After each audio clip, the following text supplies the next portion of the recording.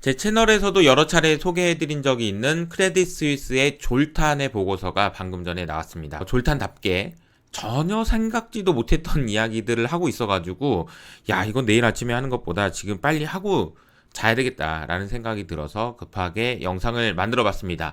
이름하여 효카라고 볼 수 있겠네요. 그럼 지금부터 시작합니다. 자, 크레딧 스위스의 졸탄이라는 분은 이렇게 생기신 분이고, 사실 올해 초부터 굉장히 다양한 인사이트를 주고 계셔가지고, 특히나 최근처럼 지정학적인 리스크가 부각되거나 여러 가지 경제 외적인 요인들이 많이 부각될수록 이분의 인사이트나 이분의 아이디어가 굉장히 많이 차용되기는 했습니다. 그래서 오늘도 무슨 내용을 얘기하는지를 한번 들어보시면 좋을 것 같아요. 그런데 안타깝게도 졸탄이 소속되어 있는 크레딧 스위스의 주가는 지난 5년 동안 82.85% 급락했고요. 지금 보시는 것처럼 주가가 오늘도 많이 빠지고 있는데요. CDS 프리미엄, 그래서 크레딧 스위스가 망할 수 있다, 제2의 리만 브러더스가 되는 거 아니냐라는 이야기까지 지금 나오고 있는 상황이긴 합니다. 어쨌든 조탄이 올해 초에 이야기했던 내용을 제가 소개해드리면서 연초에 얘기했던 건 뭐였냐면, 자산 가격이 계속 올라가니까 이건 뭐 사람들이 일도 안 하고 그러니까 인플레이션이 잡히겠냐, 그냥 자산 가격이 절대 오르지 못한다라는 생각을 심어줘야, 그래 아주 그냥 뿌리를 뽑아야지, 그래야 사람들이 일을 한다, 자산 가격이 상승할 거라는 그런 상식 자체를 버려버려라, 그래서 무조건 이제는 오르면 팔아야지 라는 생각을 하게 만들어야 된다 라고 해서 이런 얘기를 소개해드렸던 게 구정이었던 것 같아요. 그러니까 이제 그 말이 여러 가지 관점에서 보면 맞았다는 거죠. 저는 개인적으로 이분이 얘기하셨던 얘기 중에서 가장 인상적이었던 것은 리얼 민스키 모먼트라는 것이었어요. 자, 2008년에는 레버리지를 너무 많이 썼던 것이 문제가 됐었죠. 그래서 유동성이 마르면서 문제가 생겼다.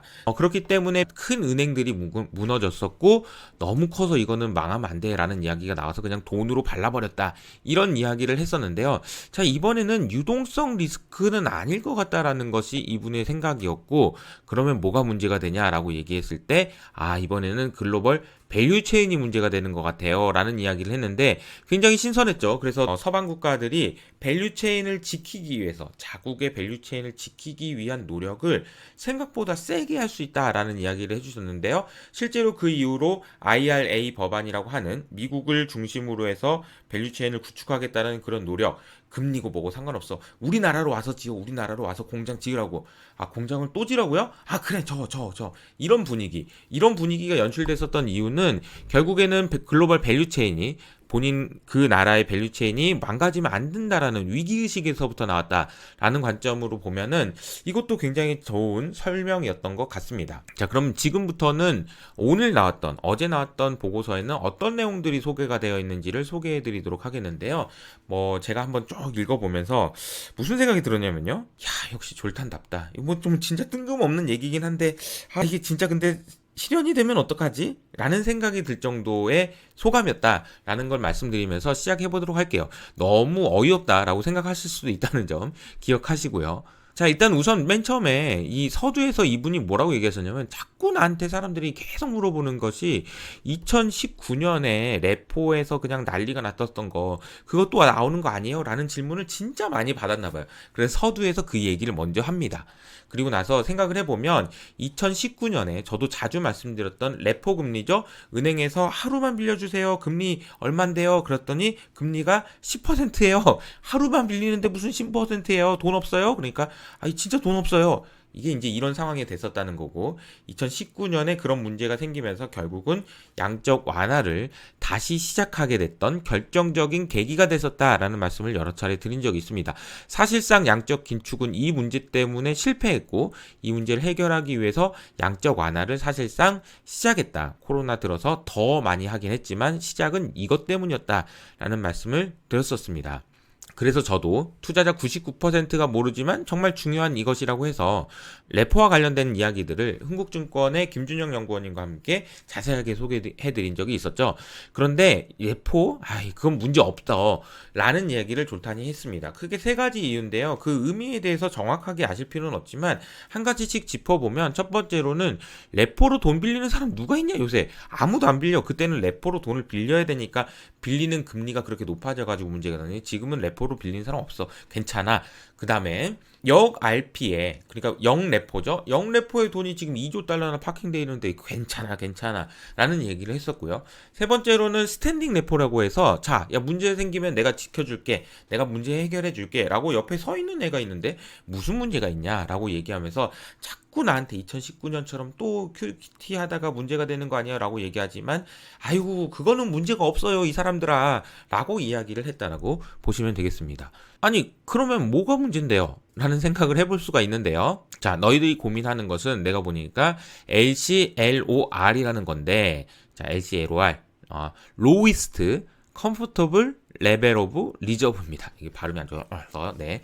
내가 돈을 쌓아놓는데 이 쌓아놓는 돈을 얼만큼 쌓아야지 좀 마음이 편안할까? 마음이 편안하게 만드는 가장 낮은 수준, 그 이상은 좀 쌓아놔야 될 것 같은데, 그 얘기가 LCLOR이라는 개념입니다. 돈을 얼마나 쌓아야 되는 거야? 이거 무너지면은 야, 또 지난번처럼 레포 금리 생겨가지고 막 난리 날 것 같은데 어떻게 해야 돼? 이런 레벨이라고 생각을 하시면 됩니다. 그런데 졸타는 이거는 문제가 없다는 거예요. 돈이 많다는 거예요. 유동성은 문제가 아니라니까 이런 얘기를 하고 있는 거죠. 그래서 졸탄의 생각은 뭐냐면요, 이게 문제라는 겁니다. 뭐냐면요, LCLO SPR입니다. LCLOR이 아니고 LCLOSPR은 뭐냐면요, Lowest Comfortable Level인데 전략 비축류예요. 이게 유가와 관련이 있는 겁니다. 미국의 전략 비축류가 너무 떨어져서 전략 비축류가 없어서 문제가 생길 수는 있을 것 같아 라는 이야기를 했는데요. 야, 이게 무슨 또 신박한 소린가 싶은 생각이 드는데 좀 더 이야기를 해보죠. 자, 최소한의 전략 비축률을 가지고 있어야 되는데, 아시는 것처럼 미국은 지금 전략 비축률을 굉장히 빠른 속도로 소진하고 있는 상황입니다. 그래서 언젠가는 다시 이걸 채워 넣어야 된다라는 수요는 분명히 있어요. 그런데 이번 주에 러시아산 원유의 가격 상한제가 결정됐었죠. 가격 상한제가 여러 가지 논란은 있었지만 60불로 결정이 됐습니다. 러시아 원유는 여전히 상당한 디스카운트를 받고 있습니다. 러시아 원유의 디스카운트 폭을 보면은 30불에서 20불 정도 수준까지를 지금 싸게 팔리고 있긴 합니다. 그럼에도 불구하고 60불 이상 돈 주고 사지 마, 더 싸게 사 라는 제재를 지금 시작한 거라고 보시면 되는데요. 문제는 러시아의 재정균형 유가라고 해서 유가가 65불 이상은 되어야지, 그래야지 먹고 살만하다. 만약에 65불 이하가 되면 나도 힘들어 라는 이제 유가 수준이 있습니다. 예를 들자면 이란 같은 경우는 269니까 이란 같은 경우에는 힘들어진 지가 상당히 오래됐죠. 그리고 쿠웨이트는 52불 이상만 되면 그래도 크게 문제는 없어요. 이런 이제 나라마다 다 좀 다른 재정 균형 유가를 가지고 있는데, 러시아 같은 경우에는 65불이기 때문에 60불로 하면 그래도 러시아에게 제재를 가한다는 의미가 있다라는 겁니다. 그래서 제재가 이미 시작됐죠. 근데 그림에서 보시는 것처럼 이미 러시아에서 유럽으로 가는 원유는 상당히 많이 올해 줄어들었고요. 150만 배럴이었다가 지금 50만 배럴이었으니까 100만 배럴이 줄었고, 중국이나 인도로 가는 것은 지금 100만 배럴 늘었으니까 이쪽으로 줄어든 거 다 늘어나긴 했습니다. 그래서 크게 문제가 없는 것 같은데 뭐가 문제야 라고 생각할 수 있는데, 여기서부터 시작되는 것이 졸탄의 소설인데요. 이게 정말 황당합니다. 너무 어이없다 그러면 그냥 꺼버리실 수도 있다라는 걸 감안하시고 들어주시면 이런 이야기입니다. 러시아산 원유를 60불로 고정했어? 야, 그러면은 러시아가 자, 지금부터는 달러로 거래하지 말고, 몰라, 금으로 거래해. 금으로. 뭔 황당한 소리예요. 기름을 무슨 금을 가져와서, 지금 시대가 어느 때인데 달러도 아니고 금을 가져와요 라고 얘기를 하실 수도 있겠지만, 졸탄은 뭐라고 얘기했냐면, 야, 내가 말한 거 있잖아, 다 니네들 처음에는 다 아니라고 그랬잖아, 러시아랑 우크라이나 전쟁한다니까 안 한다며, 뭐 그러면서 러시아 기름을 루블화로 거래하게 할 거라고 했더니 아니래매. 근데 다 했잖아, 러시아가 왜 못하겠어 라고 얘기를 하면서 러시아산 원유를 이제는 금으로 거래하라는 얘기를 할 수도 있다라는 얘기를 했는데요. 그럼 이게 무슨 문제가 되냐면요, 자, 러시아산 원유는 60불이라고 니네들이 고정했지? 그럼 60불이야. 근데 60불은 그럼 1g이야. 예를 들어 이런 식으로 된다고 하면, 놀랍게도 미국의 달러가 러시아의 오일에 대해서 원유의 가격에 의해서 결정되는 황당한 일이 생기게 됩니다. 이게 러시아가 이런 선택을 할 수도 있다라는 얘기예요. 어떻게 생각하세요? 좀 너무 황당해가지고 저도 어이가 없긴 한데, 만약에 혹시 이런 일이 생기면 아마 금 가격은 한 2배는 오르지 않을까요? 라는 것이 이제 졸탄의 생각입니다. 지금 가격보다 금 가격이 더 오를 수 있다라는 얘기인데, 사실 지금 최근에 보면은 막 금리도 내려가고 막 금 가격이 지금 꿈틀꿈틀하고 있는 것은 사실인데 정말로 이런 일이 일어나면은 금 가격도 많이 오를 수도 있겠다라는 생각도 드는 것이 사실이긴 합니다. 사실 졸탄이 한 얘기라고 해서 무조건 다 맞거나 그 일이 현실화될 가능성이 높다 이런 것은 아니지만 워낙 또 새로운 이야기를 하고 아이디어를 주기 때문에 제가 오늘 급하게 좀 다뤄봤다라고 보시면 될 것 같고요.